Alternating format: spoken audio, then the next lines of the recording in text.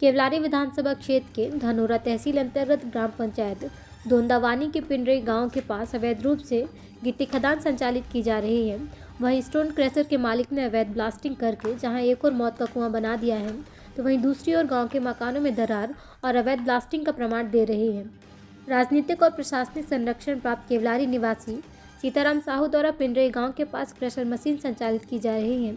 Crusher machine में गिट्टी बनाने के लिए अवैध रूप से ब्लास्टिंग का कार्य किया जाता है, जिसके चलते लगभग 100 फीट से अधिक मौत का कुआं क्रशर संचालक के द्वारा बना दिया गया है। राजस्व अमला और खनिज विभाग की साठगांठ से चलते दिन दहाड़े बिना सूचना के अवैध ब्लास्टिंग की जाती है। समस्या ये है जी कि जो खदान में जो ब्लास्टिंग हुई है, इसकी वजह से बहुत बाधा दिक्कत आने के कारण से माने अपन समस्या वही है। और एक जो दादा रहे भैया रहे सियाने बूढ़े, वहाँ पर जब ब्लास्टिंग जो भई तो वहाँ ज़मीन में गिर गए रहे तड़क से।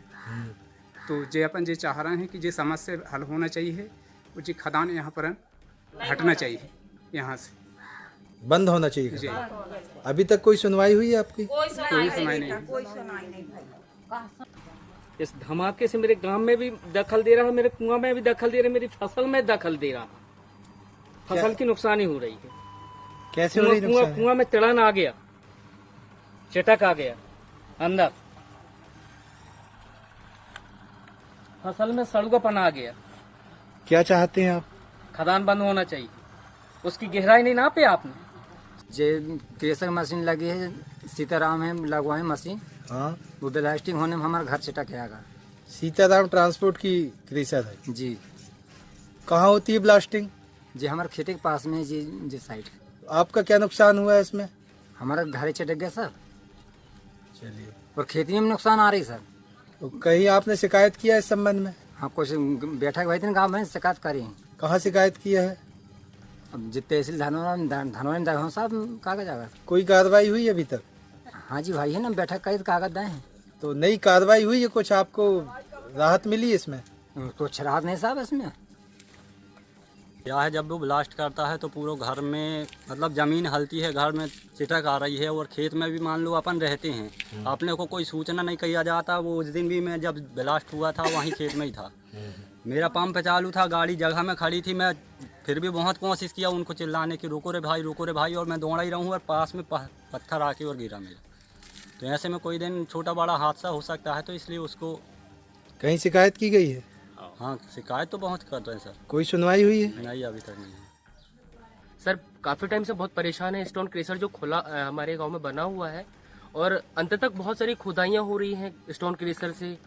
100 फीट से ज्यादा खुदाई हो गई होगी मेरे गांव में, इवन स्टोन क्रेशर के पास में।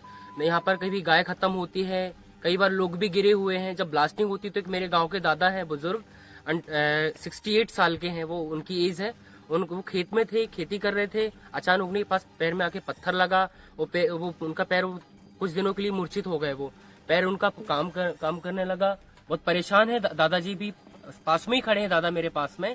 और देख रही स्थिति गांव में, कहीं कभी ब्लास्टिंग हो जाता है, कोई जानकारी नहीं मिलती गांव में। मैंने पटवारी से बात करा, मैंने कई जगह इसका एप्लीकेशन दिया कि सर मेरे गांव में खनन हो रहा है, एक बार मेरे गांव में जानकारी लीजिए। तो पटवारी ने सुने ना, किसी ने नहीं सुना। मैंने फिर कलेक्टर में एप्लीकेशन दिए, तो फिर यहाँ पर आके मुझे थोड़ा समस्या समाधान मिल रहा है। और देखिए ना, जैसे कि देख पा रहे हैं इसकी गहराई कितनी होगी, देखिए ये दीवारों की गहराई देखिए, यहाँ से 100 फीट तो गहरा होगा ये खदान।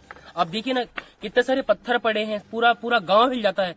जब भी कुछ ब्लास्टिंग होता है गांव, तो पूरा गांव का गांव हिल जाता है। मैं नहीं, मेरे पूरा गांव परेशान है इससे, पूरा गांव परेशान है। और पूरी रोडें खुद रही हैं, फसलें बर्बाद हो रही हैं, किसानों का बहुत नुकसान हो रहा है। मैं भी किसान हूँ, मेरा भी आत्मा जलती है। इसलिए मैं सरकार से विनम्र प्रार्थना करता हूँ कि स्टोन क्रेशर ब्लास्टिंग करवाना बंद करें।